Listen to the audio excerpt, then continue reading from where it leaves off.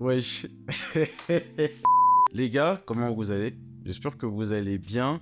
Cette vidéo-là était pas prévue. Enfin, si prévue, parce que je devais la sortir il y a super longtemps. Ça fait très longtemps que je vais vous sortir cette vidéo. Mais les choses de la vie ont fait que j'ai pas pu. Et il y a plein de choses que en fait j'ai envie de vous raconter dans cette vidéo. Aujourd'hui, on va juste parler, j'ai envie de parler de ce qui s'est passé les derniers mois, de ce que vous avez manqué, de ce qui s'est passé par rapport au Canada, par rapport à ma chaîne.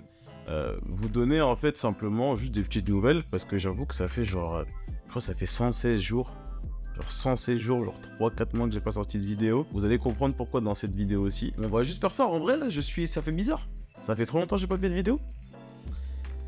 Bah du coup, c'est bon, on y va. D'ailleurs, je fais une petite parenthèse. Les derniers mois, j'ai eu plein de personnes qui ont rejoint la chaîne, donc bonjour à vous. Les vidéos que vous avez aimées, tout ce qui est vlog, micro-trottoir, aller tester de la nourriture, ça revient.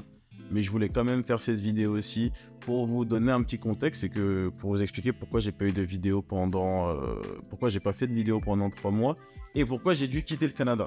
Parce que là, bon, du coup, oui, là on est de renouveau au Canada parce que les choses se sont arrangées. Mais laissez-moi vous expliquer les galères que j'ai eues et pourquoi j'ai été forcé à partir du Canada. Pour vous raconter cette histoire, il faut qu'on remonte un tout petit peu dans le temps et on va revenir en mai 2022. J'avais un permis de travail qui me permettait de rester au Canada, de pouvoir travailler, rentrer, sortir. Je vous avais déjà fait une vidéo sur ça dans le passé. Et en fait, ce permis de travail-là, il est terminé en juin. Moi, je passais ma vie tranquillement. Tu sais, je profitais de mes amis, je profitais de Montréal, il faisait beau. J'étais en train de rentrer dans l'été. Et j'ai totalement zappé cette histoire de permis. En fait, j'ai pas vraiment zappé, puisque j'ai commencé quand même à faire les démarches. Je vous l'avais dit, j'avais fait des démarches au début de l'année 2022 et j'attendais toujours des retours, mais j'avais pas eu ce retour-là et j'ai un peu laissé traîner la chose. Quelques semaines avant que mon permis termine, là où je travaillais, on devait normalement travailler ensemble pour mes papiers et pour que normalement je puisse avoir les papiers et que je puisse continuer à travailler avec eux puisque c'était une entreprise où je me plaisais bien et tout se passait bien. Mais ce qui s'est passé, c'est que je suis trop con. J'ai totalement oublié la date à laquelle mon permis se terminait. Donc quand eux, ils m'ont demandé quand est-ce que tu as plus le droit de travailler, je leur ai donné la mauvaise date. Du coup, ce qui a fait que quand on a préparé les démarches, on s'est rendu compte un jour que j'avais dit n'importe quoi et que j'avais plus de permis de travail, donc bah ils m'ont viré. Donc là déjà, imagine-toi, j'ai plus de permis de travail, j'ai plus de rentrée d'argent et je suis légalement sans papier au Canada.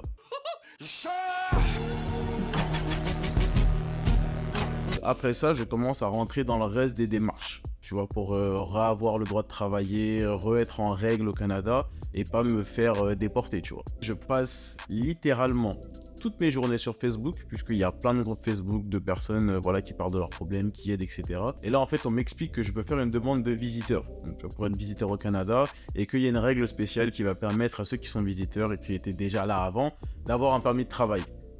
Moi, à ce moment-là, donc là, je vous fixe un peu au niveau du timing, on est parti du mois de mai, là on est au mois de juillet-août, on me dit ça, je me dis super, je fais du coup cette demande de permis de visiteur et on me répond que le délai de traitement c'est 6 mois. Si, comme tu te doutes, j'ai un loyer, j'ai un appartement, tout ça, ça se paye, tu vois. Donc, j'ai dû devenir un bandit. Non, je rigole, en fait, j'ai dû travailler légalement. C'était pas ouf parce que forcément quand tu travailles illégalement, je pourrais vous en faire une vidéo, je vous recommande pas de le faire puisque bah pour des raisons évidentes, vaut mieux pas. C'est compliqué parce que t'es moins bien payé, t'es un peu le toutou de ton patron puisque on va pas se mentir, c'est illégal donc ça veut dire que si ton patron il veut te dégager, te dégage et puis c'est fini. Après tu peux toujours balancer, mais le truc c'est que si tu balances ton patron, tu te balances toi et puis pas ouf. Si vous voulez, on est parti du mois de mai où j'ai permis mon permis de travail et là, je vous avance jusqu'au mois de janvier où je fais des petits boulots à gauche à droite, très mal payés. J'ai du mal à payer toutes mes factures, je suis stressé, je sais pas comment je vais faire pour les papiers. Donc, j'ai pris à ce moment-là, le 1er février 2023, la décision de rentrer en France. Et en vrai, tu vois, quand je suis parti de Montréal, j'étais dégoûté. Parce que, mettez-vous dans ma position. Je suis pas rentré en France depuis 3 ans. Ok, là, c'était vraiment la première fois que je rentrais en France. J'avais passé 3 années ici, sans voir mes amis, ma famille, mes proches, etc. Donc, pour moi, ma vie, elle était ici, puisque j'ai 95% de mes affaires qui sont ici au Canada, tu vois. Mais rentrer en France, ça me faisait bizarre, même si j'étais content, parce que j'allais voir mes potes, j'allais voir ma mère, j'allais remanger des Grecs et des vrais Grecs de France, parce que, bon, parenthèse, je le dis tout le temps, les Grecs de Montréal, c'est pas ouf. Au moment où je pars pas en mode, bon, allez, retour en France, c'est cool. Je pars un peu dans l'inconnu, puisque si tu veux, je laisse mon appartement. Tu vois, mon appartement, il est resté ici sur toute la partie où j'étais en France. Quoi? Comment ça, mon ref? Et vous allez me dire pourquoi tu l'as pas laissé. C'est juste que quand tu pars en cours d'année, c'est compliqué de trouver une personne qui va reprendre ton bail, donc qui va reprendre ta chambre ou ton appartement. Parce que si tu trouves pas cette personne-là qui peut faire ça, légalement, c'est à toi de payer. Et comme je voulais pas avoir de problème, j'ai gardé mon appartement, j'ai laissé la plupart de mes affaires ici et j'espérais vraiment réussir à rentrer. Et j'ai travaillé. Ouais, j'ai travaillé aussi en tant que, roulement de tambour, banquier. J'étais banquier. C'était... ok. Tu vois, c'est pas un taf de ouf, c'était bien, tu vois. Ça a fait un peu d'argent et ça m'a permis de préparer ma contre-attaque. Et je continue mes recherches, tu vois. Je continue à me renseigner, je continue à regarder les forums. Et au bout d'un moment, on me parle de ce qu'on appelle swap. Swap RO ou swap, je sais plus. Et en gros, je vais vous faire simple, c'est un organisme qui te permet de demander un PVT. Tout le monde peut demander un PVT, mais normalement le PVT tu peux l'avoir qu'une fois.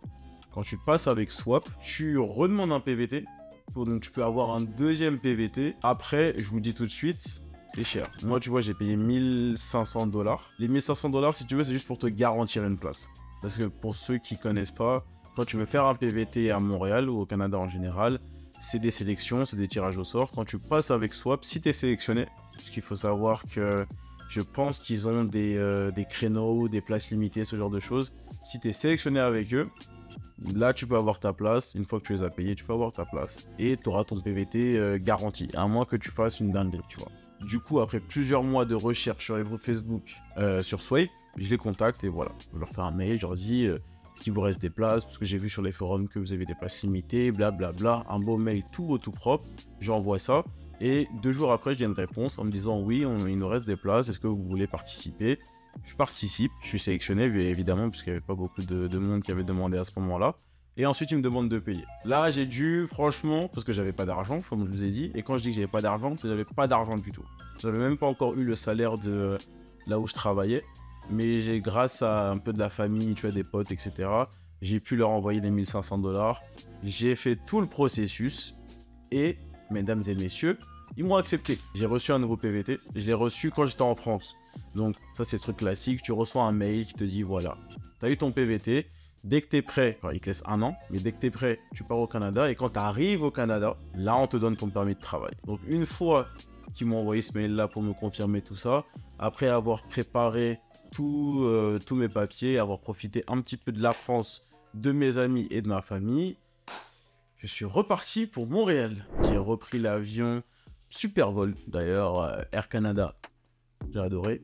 Je suis reparti vers Montréal et le truc qui était bien, c'est que je suis pas reparti seul. J'avais un ami à moi qui s'appelle Diane qui voulait absolument venir à Montréal depuis très longtemps.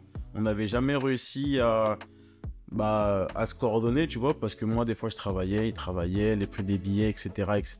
En fait, j'étais content de venir avec Diane, puisque c'est quelqu'un qui aime bien bouger, qui aime bien voyager, qui aime bien un peu voir des choses. Et moi, c'est vrai que quand je suis revenu au Canada, je vous mens pas quand je vous dis, je vous ai parlé de stress tout à l'heure, même en mon revenant au Canada, j'étais encore genre pas bien. Tu vois, il y avait encore, c'était tout frais le fait que j'arrive à avoir mon permis de travail, j'étais content, hein. Mais quand tu restes pendant 1 an en mode comme ça, parce que tu sais pas quand est-ce que tu vas régler un problème qui joue sur tout ton avenir et tu peux rien y faire et c'est juste un problème d'argent, t'es pas bien, tu vois. Donc je suis revenu, j'étais pas hyper bien, mais il m'a quand même aidé à me bouger un petit peu. Et la première chose qu'on a fait, dès qu'on est arrivé, on est parti directement en direction de Toronto.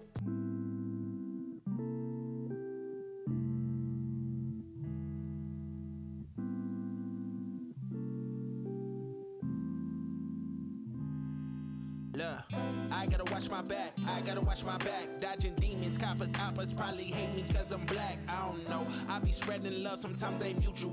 Just a seed that's from that darkness, but that's what it takes to grow. Still in flow, still in motion. Couple homies with me and we sipping on that potion. Wide awake for dreams, why these other dozing? Shut the f up when the realest nigga spoken. broken, the realest broken, yeah. I gotta watch my back, I gotta watch my back, hey.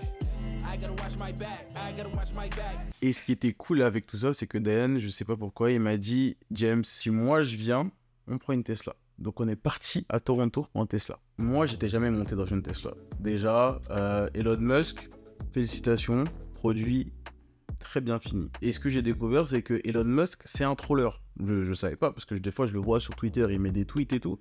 Mais c'est un troller, parce que dans la Tesla, tu peux faire voilà les trucs. Tu peux faire un truc où ça fait un jeu de lumière.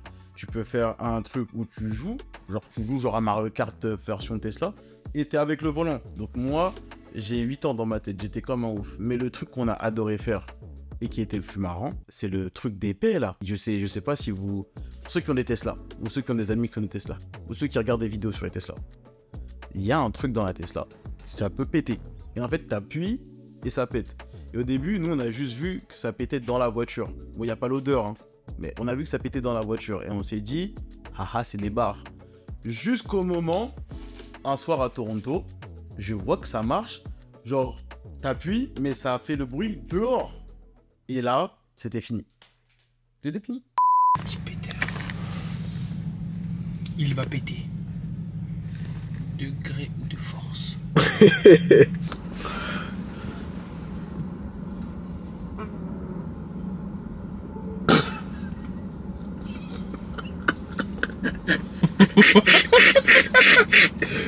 Attends.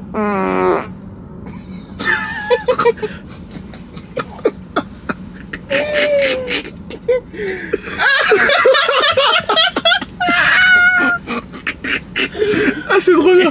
Attends. Et ensuite, on est rentré parce que le lendemain, c'était direction les chutes du Niagara.